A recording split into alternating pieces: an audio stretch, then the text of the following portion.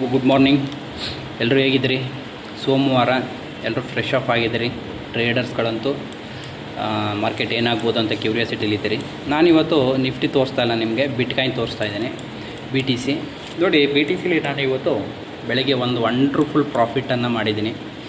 ನಾನು ಯಾವ ಥರ ಮಾಡಿದೆ ಅಂತೇಳಿ ತೋರಿಸ್ತೇನೆ ನೋಡಿ. ನಾನು $378 ಇವತ್ತು ಅರ್ನ್ ಮಾಡಿದ್ದೀನಿ ಬೆಳಿಗ್ಗೆ ಮಾರ್ನಿಂಗ್ ಟ್ರೇಡಲ್ಲಿ.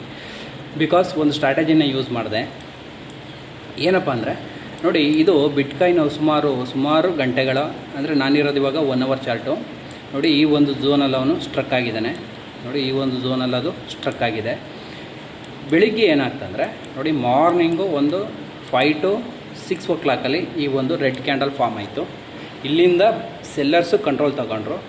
ನೆಕ್ಸ್ಟು ಈ ಒಂದು ಲೆವೆಲನ್ನು ಟಚ್ ಮಾಡ್ಬೋದು ಅಂತೇಳಿ ವಾಚ್ ಮಾಡ್ತಾಯಿದ್ದೆ. ಆದರೆ ಇಲ್ಲಿ ಇಮಿಡಿಯೇಟು 1 hour ಡೋಜಿ ಸ್ಟಾರ್ಟ್ ಆಯಿತು. ಅಂದರೆ ಇಲ್ಲಿ ಸ್ವಲ್ಪ ಬೈಯರ್ಸ್ ಇಲ್ಲಿ ತುಂಬ ಆ್ಯಕ್ಟಿವ್ ಆಗಿರೋದ್ರಿಂದ ಇಲ್ಲಿ ಡೋಜಿ ಸ್ಟಾರ್ಟ್ ಆಯಿತು. ಈ ಡೋಜಿನ SL ಇಟ್ಕೊಂಡು ನಾನು ಇಲ್ಲಿ ಈ ಒಂದು ಲೆವೆಲಲ್ಲಿ ನಾನು ಎಂಟ್ರಿಯನ್ನು ತೆಗೆದುಕೊಂಡೆ. ಓಕೆ, ಈ ಲೆವೆಲಲ್ಲಿ ನಾನು ಎಂಟ್ರಿ ತೆಗೆದುಕೊಂಡ ತಕ್ಷಣ ಮಾರ್ಕೆಟು ಒಂದೇ ಸರಿ ಬಿಟ್ಕಾಯಿನು ಎಷ್ಟು 79,880 ತನಕನೂ ಕೂಡ ಬೂಮ್ ಆಯಿತು. ಅಂದರೆ ಇಲ್ಲಿ 79,000ದಿಂದ 1,000 ಪಾಯಿಂಟು ಇಲ್ಲಿ ಬೂಮನ್ನು ಪಡ್ಕೊಳ್ತು. ನನಗೆ ಪ್ರೀಮಿಯಮ್ ಸಿಕ್ಕಿದ್ದು $128ಕ್ಕೆ ನನಗೆ ಪ್ರೀಮಿಯಮ್ ಸಿಕ್ಕಿತ್ತು, $128. ಅದು ಕ್ಲೋಸ್ ಆಗಿದ್ದು $345 ಅದು ಕ್ಲೋಸ್ ಆಯಿತು. ಅಪ್ರಾಕ್ಸಿಮೇಟ್ಲಿ ನನಗೆ $387 ಪ್ರಾಫಿಟನ್ನು ನಾನು ಈ ಒಂದು ಕ್ಯಾಂಡಲಲ್ಲೇ ಮಾಡಿದೆ. ಇಲ್ಲಿ ನಾನು ನಿಮಗೆ ಪ್ರಾಫಿಟ್ ಬಗ್ಗೆ ಹೇಳ್ತಾ ಇಲ್ಲ, ಏನಕ್ಕೆ ಲಾಸ್ ಆಗುತ್ತೆ, ಜೊತೆಗೆ ಏನಕ್ಕೆ ಪ್ರಾಫಿಟನ್ನು ಮಿಸ್ ಮಾಡ್ಕೋತಾರೆ ಅನ್ನೋದ್ರ ಬಗ್ಗೆ ನಾನು ನಿಮ್ಗೊಂದು ಲರ್ನಿಂಗ್ ಹೇಳ್ಕೊಡ್ತೇನೆ ನೋಡಿ. ಇಲ್ಲಿ ಯಾರಾದರೂ ಈ ಒಂದು ರೆಡ್ ಕ್ಯಾಂಡಲಲ್ಲಿ ನೀವು ಸೆಲ್ಲನ್ನು ಹಾಕಿದರೆ ನಿಮಗೆ ಆ್ಯಕ್ಚುಲಿ ಇಲ್ಲಿ ಹಾಕಿದರೆ ಇಲ್ಲಿ ತನಕ ಪ್ರಾಫಿಟ್ ಆಗಿರುತ್ತೆ. ನೀವೇನು ಮಾಡಿರ್ತೀರಿ, ಎಕ್ಸಿಟ್ ಮಾಡಿರಲ್ಲ. ಈ ಡೋಜಿ ಬಂದಾಗ ಎಕ್ಸಿಟ್ ಮಾಡ್ಕೊಂಡಿದ್ರೆ ಬಚಾವಾಗಿರ್ತೀರಿ. ಓಕೆನಾ? ನೆಕ್ಸ್ಟು ಏನಾದರೂ ನೀವು ಈ ಲೆವೆಲಲ್ಲಿ ಇಲ್ಲಿ ರೆಡ್ ಕ್ಯಾಂಡಲ್ ಬಂತು, ನಾನಿಲ್ಲಿ ಎಂಟ್ರಿಯನ್ನು ತಗೊಳ್ಳೋಣ ಅಂತ ಅಂದ್ಕೊಂಡಿದ್ರೆ ಈ ಒಂದು ಲೆವೆಲಲ್ಲಿ ನಿಮಗೆ ಲಾಸನ್ನು ನೀವು ನೋಡ್ತಾ ಇರ್ತೀರಿ. ಅಂದರೆ ಇದು ಬಿಟ್ಕಾಯಿನ್ ಆಗ್ಬೋದು, ನೀವು ಸ್ಟಾಕಲ್ಲಿ ಟ್ರೇಡ್ ಮಾಡ್ಬೋದು, ನಿಫ್ಟಿಲಿ ಆಗ್ಬೋದು, ಎಲ್ಲ ಕೂಡ ಒಂದೇ ಲಾಜಿಕ್ ಆಗಿರ್ತದೆ. ಇಲ್ಲೇನು ಮಾಡ್ತೀರಿ, ನೀವು ಲಾಸನ್ನು ಬುಕ್ ಮಾಡಲಿಕ್ಕೆ ನೀವು ಇಷ್ಟಪಡಲ್ಲ. ಯಾಕೆಂದರೆ ಆ ಲಾಸು ರಿಕವರಿ ಆಗಲಿ ಅಂತೇಳಿ ನೀವು ವೆಯ್ಟನ್ನು ಮಾಡ್ತಾ ಇರ್ತೀರಿ. ನೋಡಿ, ಈ ಒಂದು ಕ್ಯಾಂಡಲ್ಲು ಯಾವ ಥರ ಇದೆ ನೋಡಿ. ನೀವು ಇಲ್ಲಿ $1,000 ಲಾಸ್ ಇದ್ದರೆ ಈ ಒಂದು ಲೆವೆಲ್ಗೆ ನಿಮಗೆ ಮಿನಿಮಮ್, ಈಗ ನೋಡಿ ನನಗೇ 20,000ಗೆ ನನಗೆ 30,000 ಪ್ರಾಫಿಟ್ ಆಗಿದೆ. 30,000 ನಾನು ಪ್ರಾಫಿಟನ್ನು ಮಾಡಿದ್ದೀನಿ. 20,000ಕ್ಕೆ 30,000 ಪ್ರಾಫಿಟ್ ಮಾಡಿದ್ದೀನಿ. ನಿಮಗೂ ಅಷ್ಟೇ ನೋಡಿ, ಇಲ್ಲಿ $2,000 ಲಾಸ್ ಇದ್ದರೆ ನಿಮಗೆ ಇಲ್ಲಿ 20,000 ಲಾಸನ್ನು ತೋರ್ತಾ ಇರ್ತದೆ. ಸೊ ನಮ್ಗೆ ಯಾವಾಗಲೂ ಕೂಡ ನಮಗೆ ಎಕ್ಸಿಟ್ ಬಂತು ಅಂದರೆ ನಾವು ಎಕ್ಸಿಟನ್ನು ಮಾಡ್ಕೋಬೇಕಾಗ್ತದೆ.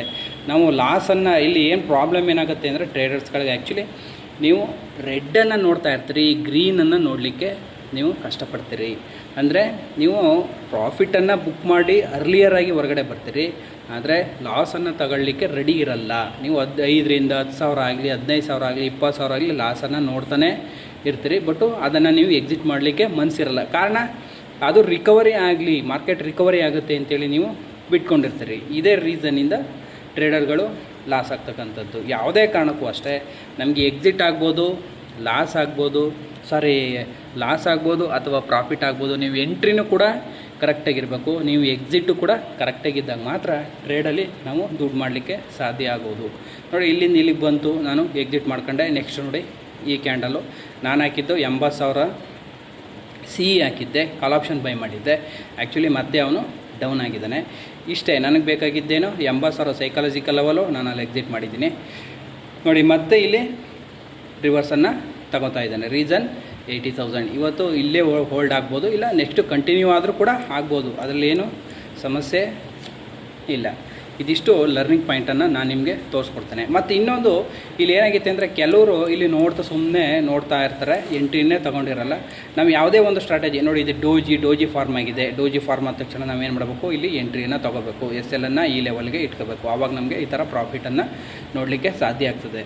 ಈಗ ಫಾಲೋ ಮಾಡ್ತಾರೆ ಡೋಜಿನ ನೋಡಿ, ಇಲ್ಲೊಂದು ಡೋಜಿ ಆಗಿದೆ, ಇಲ್ಲೊಂದು ಎಂಟ್ರಿ ಸಿಕ್ಕಿದೆ ನೋಡಿ, ಈ ಥರ.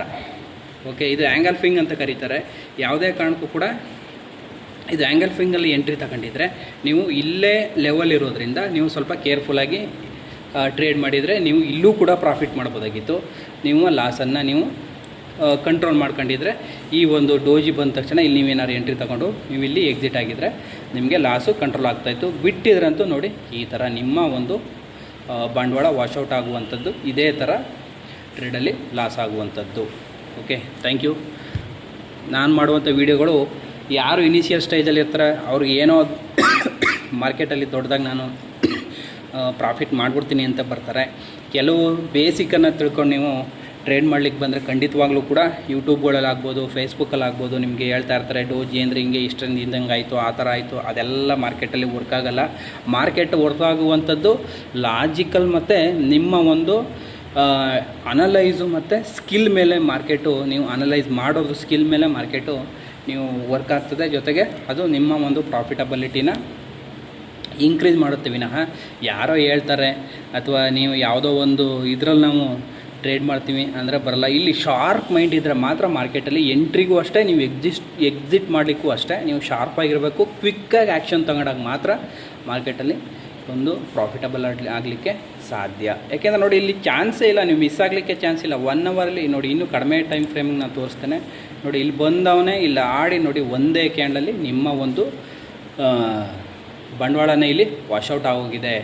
ಇಲ್ಲೇನಾದರೂ ಕೆಳಗಡೆ ನೀವು ಟ್ರೇಡ್ ತಗೊಂಡಿದ್ದರೆ ಓಕೆ, ಈ ಥರ ಮಾರ್ಕೆಟಲ್ಲಿ ಆಗುವಂಥ ಸಾಧ್ಯತೆ ತುಂಬ ಜಾಸ್ತಿನೇ ಇರ್ತದೆ. ಅದರಿಂದ ಸ್ವಲ್ಪ ಕೇರ್ಫುಲ್ಲಾಗಿ ಹೊಸಬ್ರು ಟ್ರೇಡ್ ಮಾಡಿ, ನೀವು ಕಲಿ ಜೊತೆಗೆ ನೀವು ಲಾಸನ್ನು ಮಾಡ್ಕೊತಾ ಇದ್ರೆ ಅದು ಕಡಿಮೆ ಆಗಲಿ ಅನ್ನೋ ಉದ್ದೇಶದಿಂದ ನಾನು ಈ ಥರ ಒಂದು ಟ್ರೇಡ್ಗಳನ್ನು ಮಾಡ್ತಾಯಿದ್ದೀನಿ. ಇವತ್ತು ಸೋಮವಾರ ಒಂದು ಬಂಪರೇ ಆಗಿದೆ ಅಂತೇಳಿ ಹೇಳ್ಬೋದು. 30,000 ಪ್ರಾಫಿಟನ್ನು ಮಾಡಿದ್ದೀನಿ. Thank you.